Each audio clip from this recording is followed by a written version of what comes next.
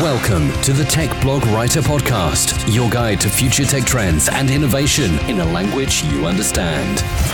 Now, over to your host, Neil Hughes. Welcome back to the Tech Blog Writer Podcast. Now, did you know that most businesses that are using data feeds are locked into deals where they typically only use 10% of the features that they're paying for? Now, today's guest is Rachel Carpenter, and she's the CEO of a company called Intrinio. Not only is it a hugely disruptive data company, but it also promises to challenge the elite minority of companies out there, such as Reuters and Bloomberg. And they are also linked with big names such as Google and Microsoft. As the co-founder and CEO of Intrinio, she recently said, "I'm leading my team in an effort to make financial data affordable and accessible. We provide the only a la carte self-service financial data marketplace to investors, entrepreneurs, developers and students." And when she said she couldn't be prouder to see those innovations coming to life, I had to get her on the show today. So buckle up, hold on tight, because it's time for me to beam your ears all the way to St. Petersburg in Florida so we can speak with Rachel Carpenter from Intrinio. So a massive warm welcome to the show, Rachel. Can you tell the listeners a little about who you are and what you do? Absolutely. Thank you so much for having me. So my name is Rachel Carpenter. I'm the co-founder and CEO of a fintech company called Intrinio, which is an online financial data marketplace. I actually grew up in Wisconsin, up in the tundra, and I studied entrepreneurship and finance. Moved to Chicago, taught myself how to program over the course of about a year, and then eventually moved the business down to St. Petersburg, Florida, where we've been growing for the past about 4 years now. Now, I've heard that Intrinio is to be described as a fintech company with its sights set on becoming the Amazon of financial data, which is pretty ambitious. But can you help set the scene by telling the listener about what Intrinio is and also why it is being labelled as a disruptive data company? Absolutely. So Intrinio is an online data marketplace. You can think of it similar to Amazon. You can hop online, shop for whatever data feeds that you're interested in as an investor. So that may mean something like stock prices or financial statement data or economic data. We have over 200 different types of financial data on the marketplace and coverage of over 350,000 global securities. So it really is like shopping and putting different data feeds in your shopping cart. All of our, what makes it so disruptive is that underlying the marketplace is a technology that enables us to source the data feeds very affordably. So for the listeners that aren't aware of how expensive this industry usually is, there's 5 large players that charge couple $1,000s a month for you to access data feeds, which is extremely prohibitive for anybody who's trying to get started investing or build an app. So what we did is we built a technology that enables us to source those data feeds very affordably and do things a little bit differently. So instead of paying one giant fee with a 3-year contract, we don't have long-term contracts. We have month-to-month pricing. We have a la carte data feeds that aren't bundled up, so you end up just paying for what you're using. And really, eliminating those restrictions that make it really difficult and expensive to access financial intelligence. So, in a way, we are democratizing access to data through making it available, accessible, affordable to everyone on a mass scale. Now, I'd love to take you back to where this all began. I mean, can you tell me behind the story behind it in Intrinio and also that inspiration behind the company and the problems that you wanted to go out there and solve? I mean, were you affected by any of those problems and thought, I can do something about this, or is there something else behind it? Absolutely. It's a great story, actually, one that I love telling. So when I was in college, I met my co-founder, Joey French, and he had been building a prototype for a financial app, specifically for the valuation industry, for helping businesses value themselves, understand how much they're worth, or valuing a stock, a public company. It was an industry that we thought was ripe for disruption. We were young fintech entrepreneurs. We were learning how to program, and we wanted to build this app.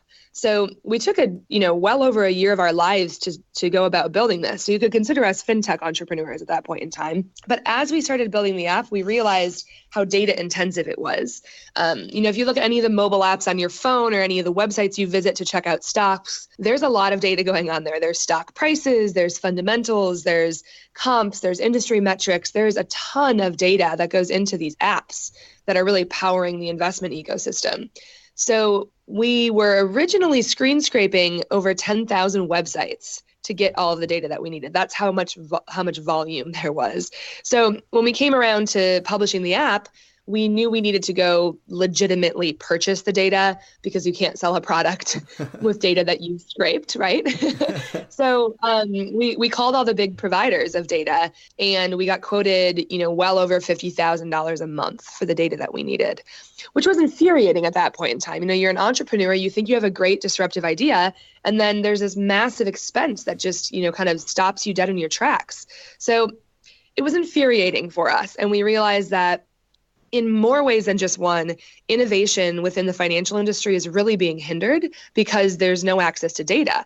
I mean, arguably, this is one of the industries that relies most heavily on data. It's underlying the entire industry. So how can you build innovative apps, or how can you open up the market to new investors to participate if they can't access the data and the information, if it's just restricted to this elite minority? So it made us angry, and we said, well, we don't really have a choice here. We can't build this app unless we find an affordable way to get the data. So that's when we really started diving in, researching the industry, and figuring out, why is this so expensive? And we found that a lot of the methods being used by the larger players are extremely manual and outdated, and we knew there had to be a better way to do it. So we started building our technology, and that kind of led us to where we are today. Fantastic. What a great story. I love how you've actually created a solution and standing up to that elite minority that you spoke about there. But here we are in 2017, and many believe that you can actually take down the likes of Reuters and Bloomberg. And also believe that Intrinio, you can actually provide data to investors at nearly 70% lower costs than all those traditional data providers that we've talked about there. I mean, can you expand on this? Because I think it's a really big deal for leaders, especially in the financial world, that are ruled by the ROI of any tech solution out there. Right. Yeah, I don't like to use the comparison to Bloomberg because they do so much. They're a really all-encompassing terminal. We don't have everything that a Bloomberg terminal has. Yeah. But needless to say, we have had customers that have replaced their Bloomberg terminal with access to Intrinio. It just depends what types of data you need. If we have what you need, it's a viable substitution. I think in general, the entire data industry is moving towards commoditization, and that's going to be a rude awakening for a lot of these larger players. They're going to find that they haven't innovated, they haven't streamlined, they haven't made things more efficient, and that's going to eat into their own margins if they want to compete in the new data economy, which is a heck of a lot cheaper. So that's definitely a trend that we've noticed. But yeah, I mean, the reason that we are able as a younger, tech company to compete with the likes of these large companies is because we have innovated to the point where our product is at times 70% plus cheaper than what they have built.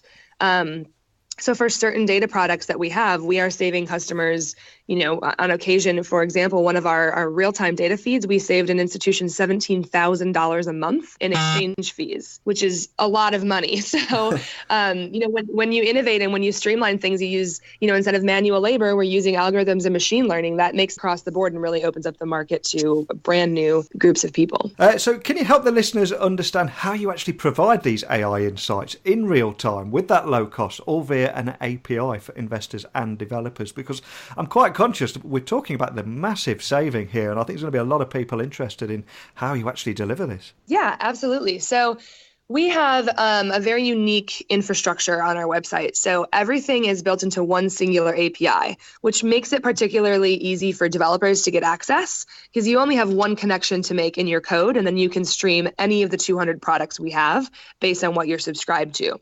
So if you're subscribed to 10 different types of data, all of that data can flow through that singular API. Or if you're just subscribed to one, that data will flow through the same way. So it makes integrating for developers, which is where the artificial intelligence insights come in, because we're working with, tons of clients that are building, algorithmic trading systems and quant trading systems that are pulling in this data in real time, digesting it, and they're doing it quickly and really affordably, which previously wasn't available.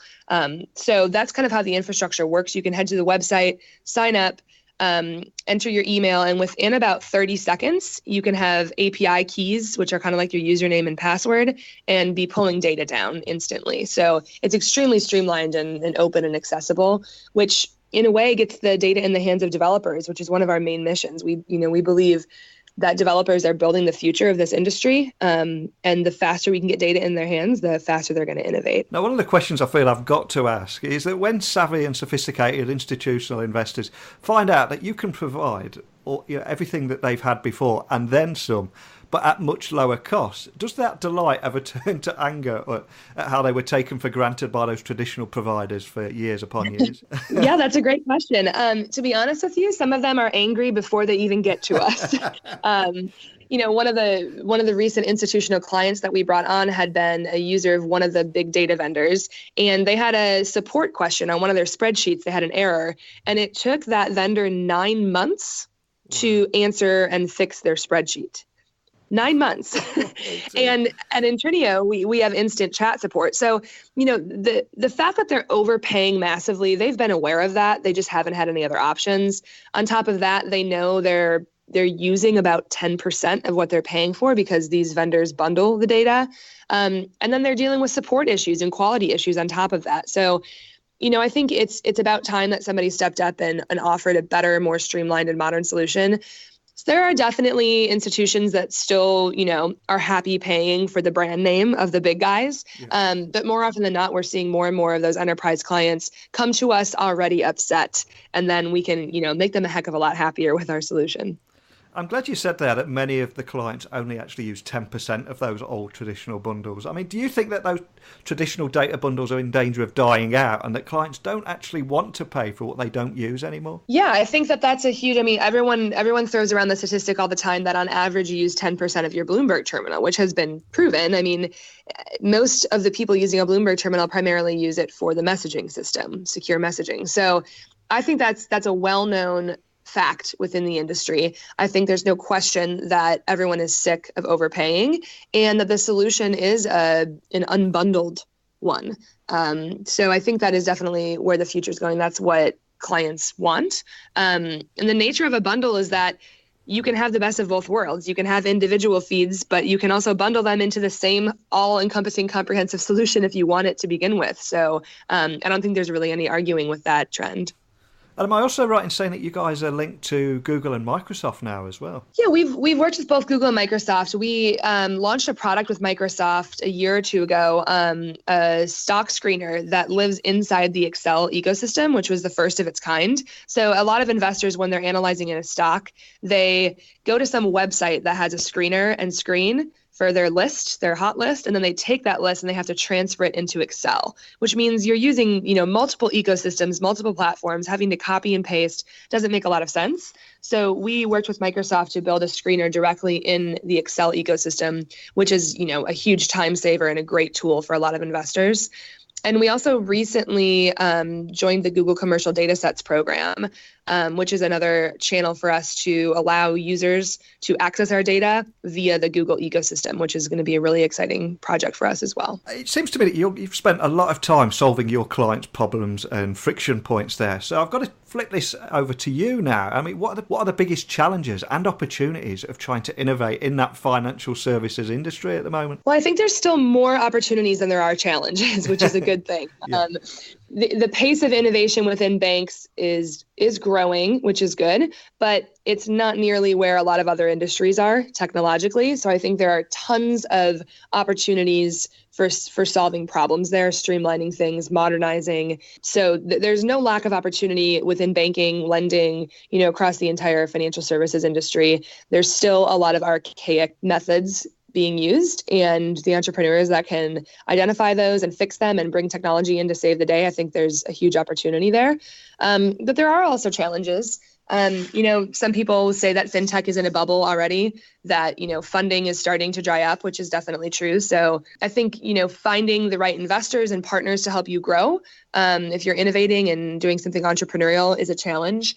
And also, having the doors open to you to work with the big institutions can be a challenge as well. They're hesitant to change. A lot of them are trying to innovate internally with intrapreneurs rather than entrepreneurs. So whether, there's a risk that you try to work with some of the big players and solve some of their problems, they could actually be trying to solve it internally on their own, is a challenge I think a lot of entrepreneurs are facing. So I think definitely the funding trends are shifting, and finding ways to strategically partner without risking your IP is definitely a challenge. Now, I read a great quote from you recently where you said, when data is restricted to the elite minority, innovation gets squashed and ideas are lost due to the lack of opportunity, which is a great soundbite there. But can you expand on it a little, and also your experiences behind that quote? I mean, you have alluded to some of it already, but I just wonder if you could expand on that. Yeah. So obviously, we went through a heck of a frustration early on. We thought we had a great innovative idea, and that innovation was squashed. We didn't have a choice. For an entrepreneur in the early stages to justify a $50,000 data expense is outrageous. And in fact, we've solved part of that problem at Intrinio. We have a developer program where we give the data away for free for 6 months to entrepreneurs that are building something for the fintech industry. So we've gone completely the opposite direction to help, save some of that squashed innovation and help prop up those entrepreneurs that have great ideas. But there is a huge lack of opportunity when you can't get the data you need to build something. So, in a sense, by keeping something for that elite minority and not expanding it to the greater population, we're missing out on some of the brighter minds and the, gifted developers that have the skills, the talent, and the vision to build the future of finance. So only really by opening it up to the mass market of innovators can we really bring the industry forward, at a more rapid pace. So what's next for Intrinio? I mean, will personalisation, for example, be a big part of your vision next year, or is there anything else that you can share with us on the horizon? Yeah, absolutely. So we just had a great product launch with NASDAQ. We released for the first time ever real-time streaming stock prices for $75 a month, which is pretty unheard of in the industry. It's the most affordable access to real-time data for developers that are trying to stream that data to build algorithms or apps. Instead of writing 150,000 lines of code to stream prices, they can write 3 lines of code, wow, which has never happened before. So we're really excited. That's, true to our mission to keep things affordable and democratize data, and getting that real-time data out there has been a lot of fun. So, outside of just the NASDAQ basic, we're in the process of adding a bunch of other real-time feeds, New York Stock Exchange, foreign exchange data as well, ETF data. So really expanding on the marketplace, 200 products and growing all the time. So definitely stay tuned for some of those product launches. We've had a lot of interest from our users in adding a cryptocurrency API to the marketplace. So we're also going to be exploring partners for that as well. And then the next big step for us is to go international. So we're going to be looking into some of the Asian markets to start sourcing that data in the next year. I would imagine the crypto thing's just going to grow and grow and grow, especially after today. Because I think at the moment, recording this, I think Bitcoin's 11,000, is it? Ethereum $500, and Litecoin at $100. It just keeps going. I know, it's insane. Yep. If we've given a lot of food for thought to people and they've got a few more questions to ask, could you just remind them of your website details and also how they can contact a member of your team if they want to find out more? Yes, of course. So our website is www.intrinio.com. which is INTRINIO. So if you visit our website, we're pretty unique in the industry in that we actually have chat support virtually 24/7. So you can chat a member of our team. It's actually the fastest way to get a hold of me, our sales team, anybody that you want to talk to. It's an instant connection to our team. So visit www.intrinio.com and then just click the chat bubble in the corner and you can get a hold of us right away. Fantastic. Well, a huge thanks for coming on today. I think it's an inspirational fintech startup story that you've got there. And I love how you're stepping up to those elite minority and actually providing that a la carte data feed with no restrictions and ultimately very, very affordable. So it's very inspirational. So thank you for coming on and sharing that with us today. Thank you so much for having me. It's been a blast. What I love about Intrinio there is that they believe in transparency and flexibility. And their mission to provide clients with financial data and resources easier, faster and more affordable than ever before really is something quite special. Because disrupting that elite minority that are overcharging businesses for data feeds and locking them into details where they typically only use 10% of their features and end up paying for tech that they don't use needs to change. So I champion everything that Rachel's doing there at Intrinio, and I cannot thank her enough for coming on to today's show and making me aware of this and also opening my eyes to this much needed disruption in the industry. But what are your thoughts on freeing businesses from high prices, errors, inflexibility and inaccessibility? I'd love to hear your insights on that. As always, techblogwriter@outlook.com if you want to send me a quick email or ask for a Christmas card off me this year, or equally tweet me at Neil C. Hughes. Now, I do think there might be a slight case of man flu on the horizon, and as many of you know, there is nothing like that. So I'm going to rest my vocal cords now and hope it goes away. I'll be back, hopefully back tomorrow with another great guest. So a big thank you for listening, and until next time, don't be a stranger. Thanks for listening to the Tech Blog Writer Podcast. Until next time, remember, technology is best when it brings people together.